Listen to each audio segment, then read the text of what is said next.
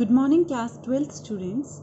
So this is your subject physics, chapter number 12, that is atoms, and lecture number 4. Okay, so in previous lecture we have studied about all the different models of atom which were suggested by different scientists.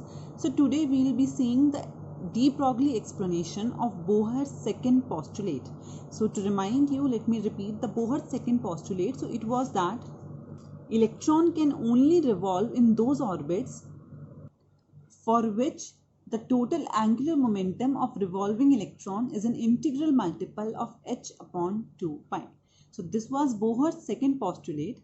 So de Broglie suggested that a stationary orbit is that which consists of an integral number of de Broglie wavelength. According to de Broglie, this was the explanation of a stationary orbit. Okay, so now if we take that an electron is revolving in nth orbit, then the distance that it will be covering will be equal to circumference of that orbit, that will be equal to 2 pi rn, and according to de Broglie this should be equal to this should be equal to an integral multiple of de Broglie wavelength, or you can say this stationary orbit should contain integral number of de Broglie wavelength. Okay, now as you know, de Broglie wavelength is written by h upon mv. This you have studied in your chapter number 11.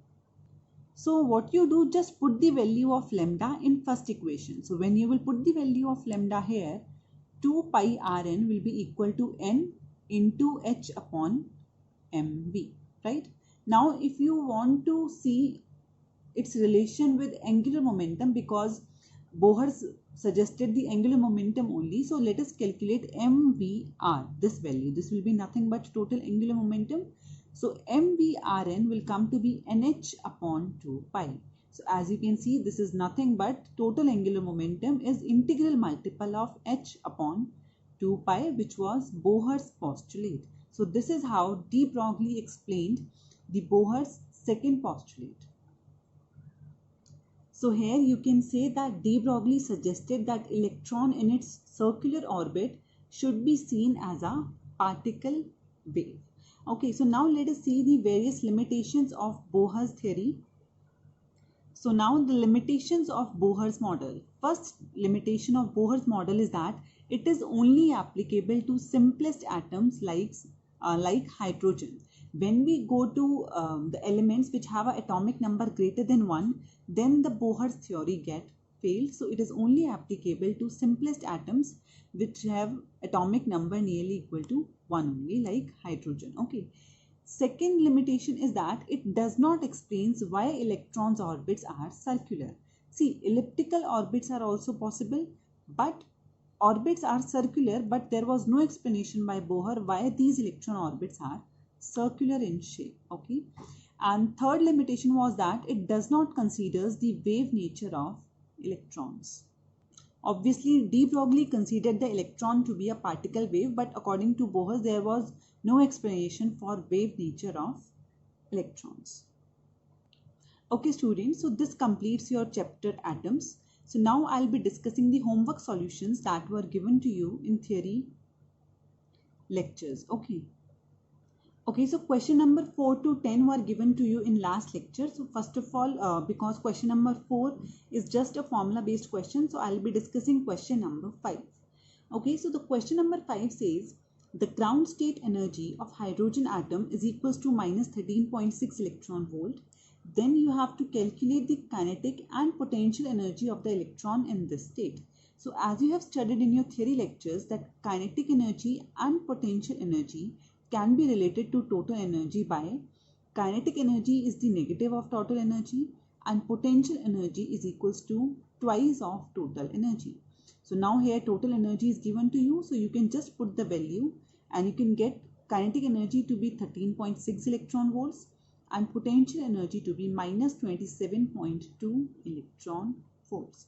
So as you can clearly see here, if you remember this relation, you can easily calculate the answer. Otherwise, you have to do a lot of calculation to get these answers. Okay, so next is question number 6. It says a hydrogen atom initially in the ground level absorbs a photon which excites it to the n equal to 4 level determine the wavelength and frequency of the photon. Now again, because the electron is being excited to higher level, that means obviously energy will be absorbed. Okay.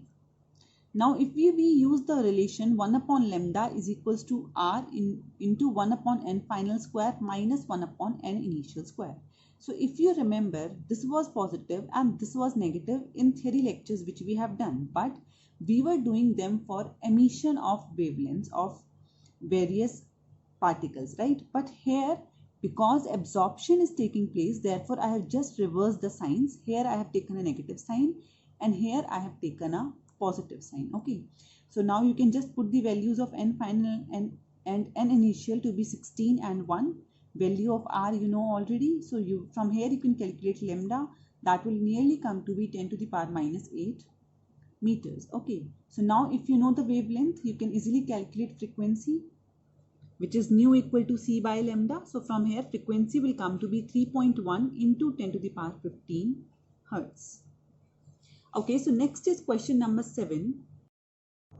Okay, so it says using the Bohr's model, calculate the speed of electron in hydrogen atom in n equal to 1, 2 and 3 levels.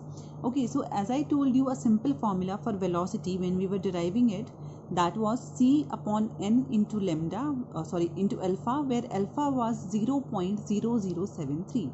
So here we will be using the same formula and it will become very easy to calculate the velocities in different orbits. Okay, so for n equal to 1, n will be 1, c is 3 into 10 to the power 8 and alpha is this. So you can now easily calculate v1. Similarly for v2, instead of 1 use 2 here, and similarly for v3, instead of 1 use 3 here, and you can easily calculate v1, v2 and v3. And as you will calculate these values, you will see that v1 will be having the highest value and your v3 will be having the lowest value, because v is inversely proportional to n. So as n goes on increasing, velocity will go on decreasing.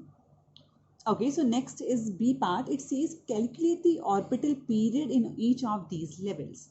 So to calculate time period, we'll be using the formula distance upon speed, that is 2 pi r upon v.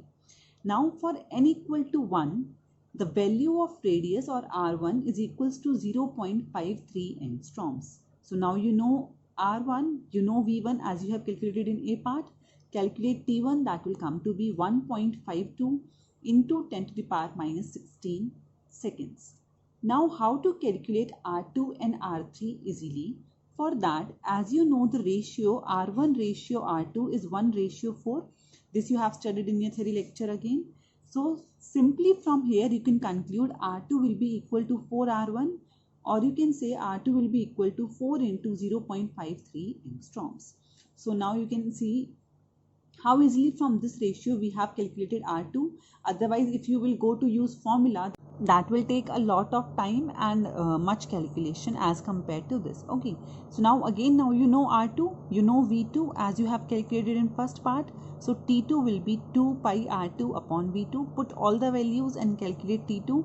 And similarly to calculate t3, first of all use the ratio, that is r1 ratio r3 is 1:9, or you can say r2 ratio r3 is 4:9. From there calculate r3 and then calculate t3.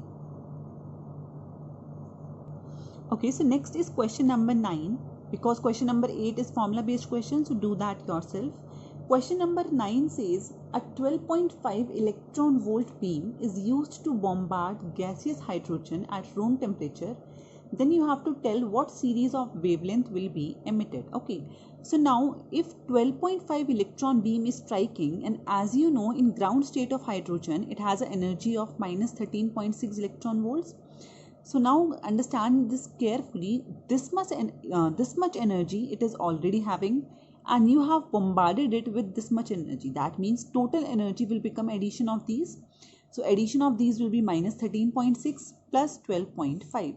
That means now the total energy has become minus 1.1 electron volts. Okay, so now keep it as it is. So as you know, energy in ground state is minus 13.6 electron volt for hydrogen atom. Now if you want to calculate energy in second state, you can use the formula minus 13.6 upon n square electron volt. So because we are using n equal to 2, so here it will be 2 square. When you will solve it, it will come to be minus 3.4 electron volts. Similarly, if you calculate energy for third level, that will come to be minus 13.6 upon 3 whole square electron volt.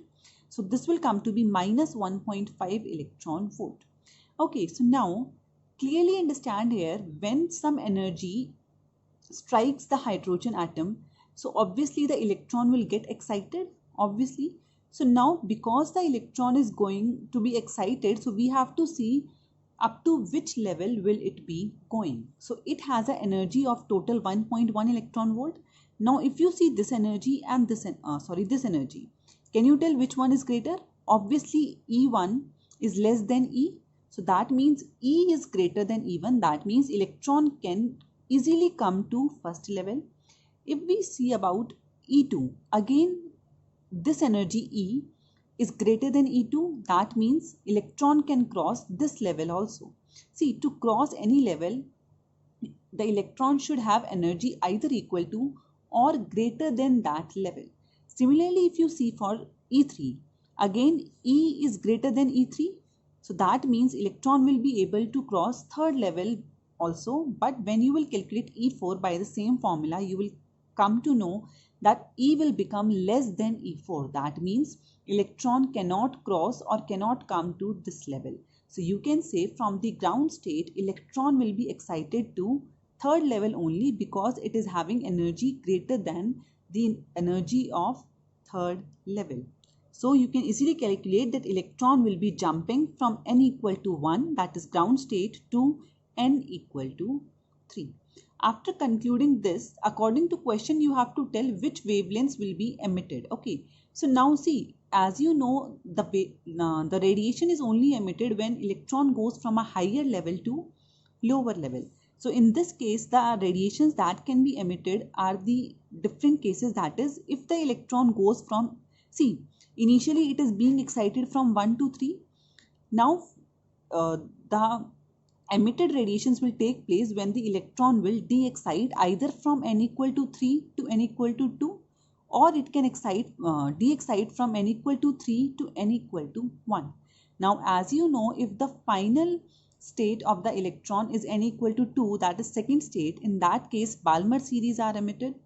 And if the final state is n equal to 1, in that case Lyman series is there. So you can easily now say the series of the wavelengths which will be emitted when lying in Balmer or Lyman series. Okay, so this is the procedure of such questions. First of all, you have to see electron will be going up to which state. Now for example, suppose if this n was coming to be 4, then in that case, can you tell me how much series will be possible? So electron can go from 4 to 3, from 4 to 2, or from 4 to 1. That means Lyman, Balmer and Paschen. All these three will be possible in that case. Okay. Okay students, so now as your chapter is completed, so there are 17 questions in this chapter. So complete question number 11 to 17 of this chapter.